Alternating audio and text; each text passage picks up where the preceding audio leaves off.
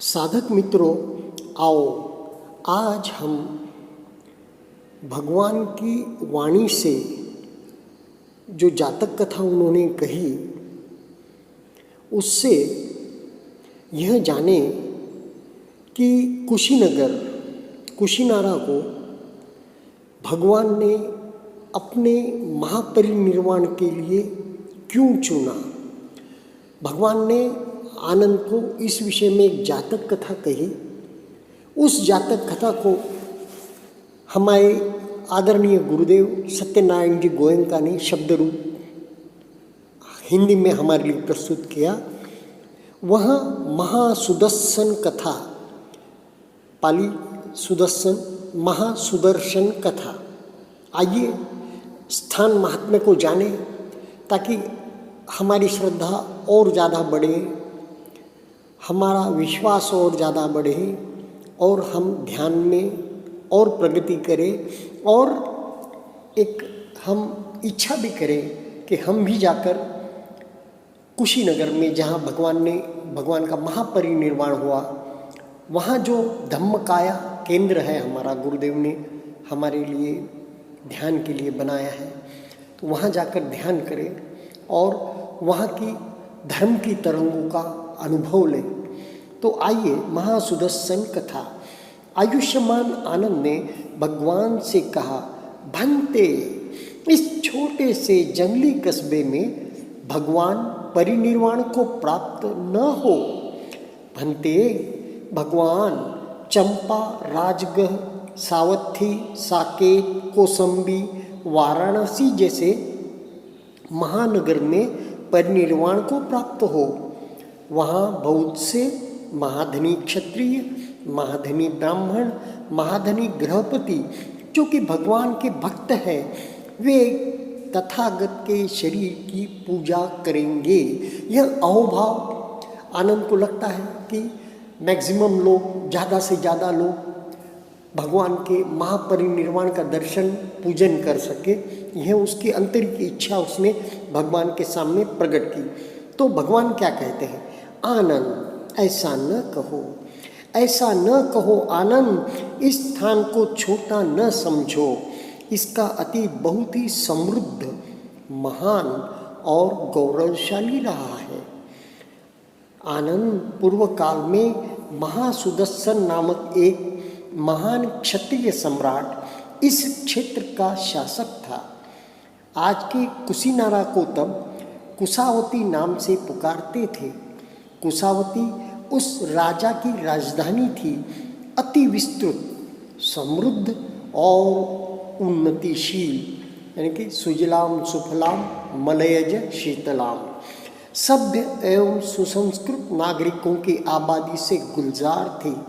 हाथी, घोड़े, रथ, शंख, घंट, घड़ियाल की ध्वनि तथा खाओ पियो इत्यादि शब्दों से कुशावती का वातावरण हर क्षण गुंजायमान रहता था। आनंद सोने, चांदी, मणि, रत्न आदि से संपन्न कुशावती देवताओं की नगरी अलकनंदा जैसी थी। आनंद चारों दिशाओं पर विजय प्राप्त चक्रवर्ती राजा महासुदर्शन के पास 7 रत्न, 4 सिद्धियां थी। उसके रत्न थे, कौन से रत्न थे उसके? चक्र, हस्ती, अश्व, मणि, स्त्री उसकी भार्या, गृहपति, परामर्शदाता। सम्राट के ये 7 रत्न एक दूसरे से बढ़ चढ़कर थे, पर इन 7 रत्नों में सर्वोपरि थी उसकी भार्या देवी सुभद्रा, यानी कि सुभद्रा। यथा नाम तथा गुण, अभिरूप, दर्शनीय, परम सुंदरी, स्वभाव की मृदु तथा चित्त को प्रसन्न करने वाली, उसके शरीर से सुगंध निकलती थी। कहते हैं ना, ध्यान करने वाले व्यक्ति के शरीर से भी एक सुगंध या एक अलग प्रकार की गंध आती है। गंध कुटीर का नाम सुना है ना हमने भगवान की। उसी प्रकार वह महाराज से पहले भोर में जग जाती, पतिव्रता नारी का लक्षण, और उनके सोने के बाद सोती। राजा के परम प्रिय और उनके मनोनुकूल आचरण करने वाली राजा को वह मन से भी नहीं छोड़ सकती थी। महाराज के प्रति पूर्ण निष्ठायुक्त और परम हितैषी ऐसे ही शेष 6 रत्न राजा के लिए प्रिय, मनोनुकूल और अवसर के अनुसार उपयोगी थे। ये सातों रत्न महाराज की शोभा और शक्ति थे। आनंद ऐसी ही थी उसकी 4 रिद्धियाँ सिद्धियाँ। उसके नाम के अनुरूप उसका प्रियदर्शी रूप काया भी महाराज की वैसी ही थी, सुंदर। उसकी निरोगिता सबसे अच्छा काया सुख यानी कि निरोगी काया। उसकी दीर्घायु राजा था एवं प्रिय ब्राह्मण गृहस्थों की परिषद। राजा को अपनी प्रजा से किसी प्रकार का डर या भय नहीं था। राजा प्रजा दोनों ही एक दूसरे के लिए सुखद और रक्षक थे। ब्राह्मण और गृहस्थों की सुख शांति के लिए राजा प्रयत्नशील रहता और राजा की सेवा और रक्षा के लिए ब्राह्मण और गृहस्थ। इस प्रकार धर्मपूर्वक राज्य करता हुआ सम्राट महासुदर्शन देवताओं और उनके राजा शक्र के लिए भी प्रिय हो गया। आनंद राजा की प्रजावत्सलता देखकर देवराज शक्र बड़ा ही प्रसन्न हुआ। उसने देवपुत्र विश्वकर्मा को राजा के पास भेजा। विश्वकर्मा ने राजा के लिए एक धर्म प्रसाद का निर्माण किया। एक विशाल भवन, अति सुंदर, शक्र के महल जैसा, इनके देवताओं के राजा के महल के जैसा। उसमें जगह जगह सोना, चांदी और रत्न जड़े थे। जैसा सुंदर कुशावती नगर, वैसा ही सुंदर और मनमोहक धर्म प्रसाद। उसकी चमक पर किसी की दृष्टि नहीं ठहरती। उस प्रासाद के सामने राजा ने एक विशाल धर्म पुष्करिणी बनवाई, यानी कि तालाब, बहुत बड़ा तालाब। उस समय के श्रमणों और ब्राह्मणों को अच्छी तरह दान दक्षिणा देकर तब राजा ने उस भवन में प्रवेश किया। आनंद सम्राट महासुदर्शन के वैभव और ऐश्वर्य की कोई सीमा नहीं थी। उसके राज्य में राजधानी कुशावती जैसे अनेक नगर थे और उनमें धर्म प्रसाद जैसे अनेक प्रासाद भी।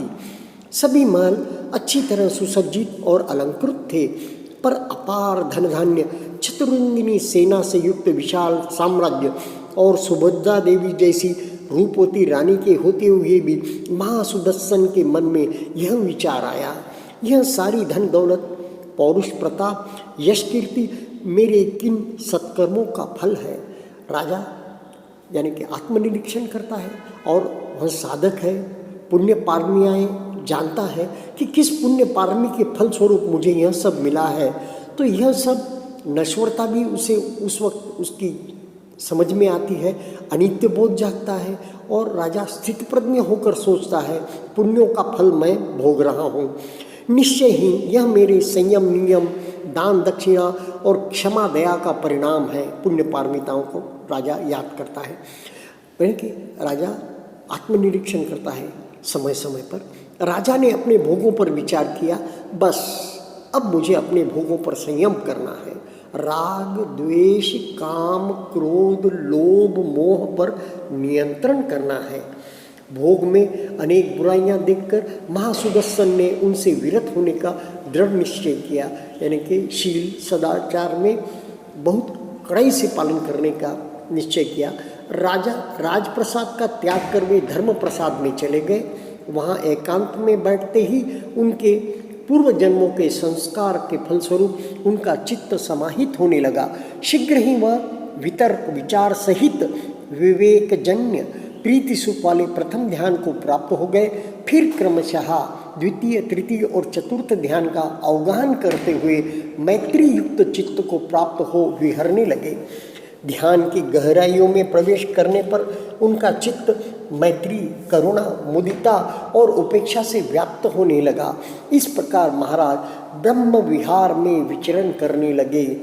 कैसे, जो जिनकी धर्म पुष्ट होता है, ध्यान में बहुत आगे बढ़े हुए होते हैं, उनके लिए स्थित प्रज्ञ होकर यह जीवन जो है यापन करना या जीवन में आगे बढ़ना तेन त्यक्तेन भुंजिता के जैसा हो जाता है। आनंद बहुत दिनों से महारानी सुभद्रा को महाराज के दर्शन प्राप्त नहीं हुए। उसने राजा के दर्शनार्थ राजप्रसाद से धर्मप्रसाद जाने का सोचा। अच्छी तरह स्नान आदि कर स्वच्छ तन और मन से अपनी सहेलियों और सेविकाओं सहित रानी ने राजा के दर्शनार्थ प्रस्थान किया। साथ में विशिष्ट जन और चतुरंगिनी सेना भी थी। प्रासाद के द्वार पर शोर सुनकर राजा वहां आए। उन्होंने देवी सुभद्रा का द्वार पर खड़ा पाया। आनंद तब राजा ने किसी भृत्य को बुलाकर कुटागार से सोने का पलंग लाकर बिछाने को कहा। तदुपरांत महाराज महासुदर्शन स्मृति और संप्रज्ञान के साथ सिंहशैया में पलंग पर लेट गए। तब आनंद राजा को इस मुद्रा में लेटे देखकर महारानी सुभद्रा के मन में यह विचार उठा, महाराज की सभी इंद्रियां प्रसन्न हैं तथा इनके शरीर की आभा परिशुद्ध दिखाई दे रही है। कहीं महाराज शरीर त्यागने वाले तो नहीं। किस प्रकार रानी का चित्त भी परचित्त ज्ञान करने जैसा था, यानी कि कितनी बड़ी वो साधिका रही होगी। देवी सुभद्रा ने महाराज से प्रार्थना की, देव ऐसे राज्य, प्रजा, नगर, राजधानी, वैभव, धर्म प्रसाद इत्यादि से प्रसन्न और संतुष्ट हो महाराज जीवित रहने की कामना करे। महाराज महासुदर्शन ने महारानी से कहा, देवी बहुत समय तक मेरे साथ प्रिय, सुखद, स्नेहयुक्त और सदा प्रसन्न रखने वाला व्यवहार आपने किया। अब अंतिम समय में ऐसा कुछ न कहे जिससे मैं कामना युक्त होकर